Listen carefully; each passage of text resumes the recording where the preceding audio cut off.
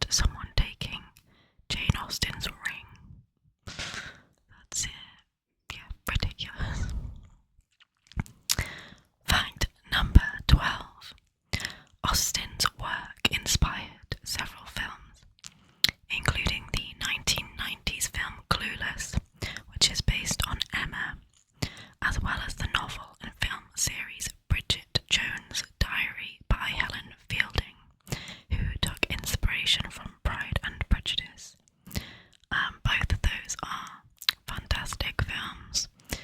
Absolutely love them. Fact number 13. Austen believed that a woman shouldn't get married if she wasn't in love, which was actually quite radical for the time. She once advised her niece Fanny Knight that anything is to be preferred or endured rather than marrying without affection. Fact number 14. Charlotte Bronte was one of Austen's critics. She said, "I should hardly like to live with her ladies and gentlemen in their elegant and confined houses." I feel like Charlotte Bronte was quite keen to criticise people, including her own sisters. Fact number 15. In 2017, Jane Austen became the first female writer to be depicted on British currency. However, the quote that accompanied her portrait was quite controversial. It was, "I declare, after all, there is no enjoyment like reading." This seems on the surface to be quite a fitting quote, until you realise that this was uttered insincerely in Pride and Prejudice by the villain Caroline Bingley. So it seems like the person that picked that out didn't really know the works very well. Fact number 16. Jane Austen was critical of her own work. Upon finishing Pride and Prejudice, she was worried that the novel was too frivolous. She described it as rather too light and bright and sparkling, which I kind of almost agree with. Like, this doesn't feel like there's always that much substance, but there's also no shame in writing that, and you can still have written an amazing book, even if it is, light and bright. Fact number 17. From a young age, Austen loved reading. She was a particular fan of Alexander Pope and Samuel Johnson's moral essays. She also read French romance and Gothic novels. Fact number 18. During her time at boarding school, Jane and her sister Cassandra both nearly died of typhoid fever. Fact number 19.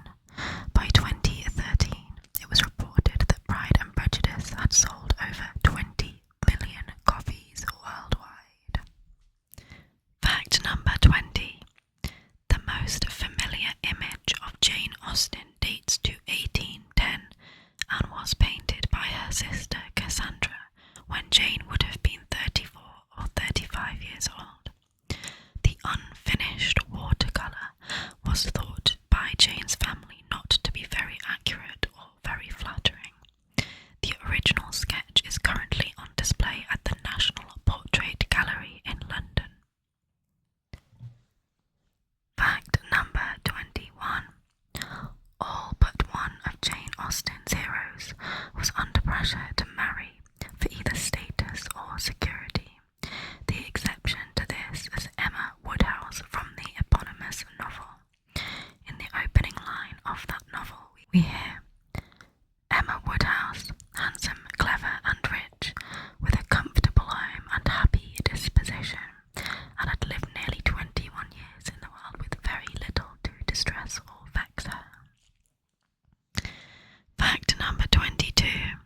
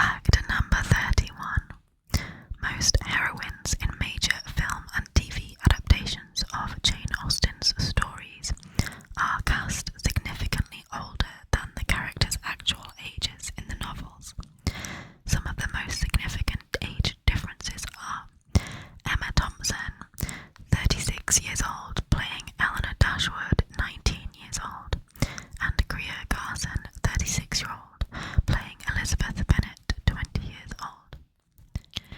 Fact number 32. Since the 20th century, the term Janeite has been used to describe Austen's dedicated fans. It was coined by English writer and literary critic George Saintsbury. Rudyard Kipling wrote a short story in 1926 entitled The Janeites, in which soldiers from the First World War come together and form a Masonic lodge based on their shared love for Austen's novels. Fact number 33. Emma, at the time, was dedicated to the Prince Regent. Despite the fact we know Jane rather detested him, it seemed she reluctantly included the dedication after he specifically requested it, her pragmatism running over her feelings in this case. She related this in a letter to her friend Martha Lloyd. Fact number 34. A final unfinished novel by Jane exists called Sanditon. It explored a lively cast of characters living in a fishing village, attempting to reinvent itself as a seaside resort town. It is believed she was unable to complete this due to illness, but nevertheless it has been adapted into a TV series in 2019. Fact number 35. Rather unusually for the time, Jane Austen never married. In 1802, in her late 20s, Austen did briefly accept a proposal from Harris Bigwither, the younger brother of two of her close friends, but she rescinded it the very next morning. Fact number 36. There is plenty of speculation surrounding her love life. Tom Lefroy, an Irishman Austen described as gentlemanlike and good-looking, is often linked to her, though whether their relationship was merely flirtatious or deeply romantic is debated. Additionally, biographer Andrew Norman suggests Austen may have had a romantic connection with the clergyman Samuel Blackall during a Devon vacation, which he claims caused a temporary rift between Austen and her sister. Fact number 37. Austen continued to imagine the lives of her characters even after their stories were wrapped up, sharing with her family how they evolved beyond the final pages. For instance, she envisioned Kitty Bennet marrying a clergyman and Mr. Woodhouse hosting Emma and Mr. Knightley for 2 years after their wedding. Fact number 38. In the 10 years following her father's death, Jane didn't finish or produce any new novels. It is believed that the constant relocation was very disruptive to her routine and kept her from any serious writing. Fact number 39. The French translation of Sense and Sensibility was done by Madame Isabelle de Montoy, who had only a basic grasp of the English language. As such, this translation followed Jane's original story only very loosely, with key lines and even whole scenes completely changed. I think that's quite funny that this translator was maybe just trying to blag her way through it and was just making stuff up as she went along. Fact number 40. Although Northanger Abbey, which was originally titled Susan or Lady Susan, was the first full-length novel that Austen started writing, it was never published during her lifetime. Fact number 41. Pride and Prejudice was originally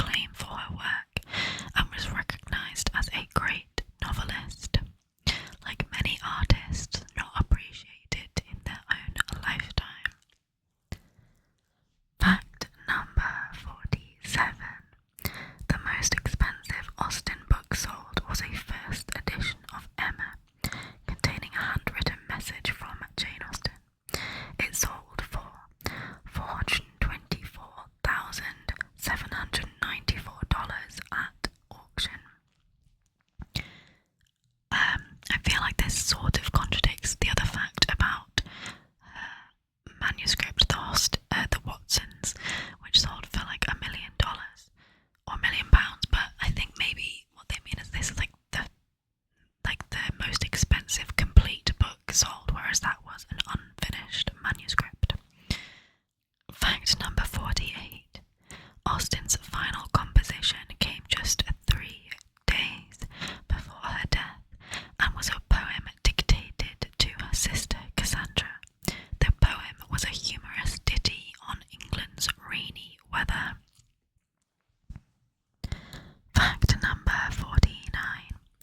Austen died at the age of 41 from a disease that was never diagnosed. It is still a mystery what caused her death. The most popular theory is Addison's disease, but scholars have also suggested tuberculosis or cancer. More recently, the British Library published a blog post indicating that Austen had died from arsenic poisoning. And I think that that sounds like there might have been foul play or something, but arsenic was actually used or like prescribed quite a lot to people back in the day as medication, which is wild. And the final fact, fact number 50, fact number 50. Rather surprisingly, Jane is buried in Winchester Cathedral, something that was normally reserved for aristocrats, politicians, or the very, very wealthy. It is believed that her brother Henry managed to secure this situation through various connections. Another of her brothers, James, wrote her memorial gravestone. It fails to mention her writing achievements, only praising the extraordinary endowments of her mind.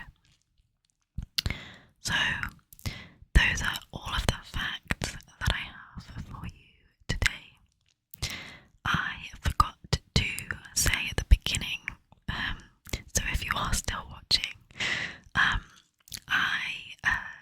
normally would say that these are facts I have done my best to make sure they're from reputable sources, but I'm not a researcher for profession, and I haven't spent this really longest time on this, so this is definitely just for ASMR relaxation purposes and not for anything serious. So yeah, got that in there even at the last minute. But yes, that's everything then for today's video. I hope that you've enjoyed the video, that you found it interesting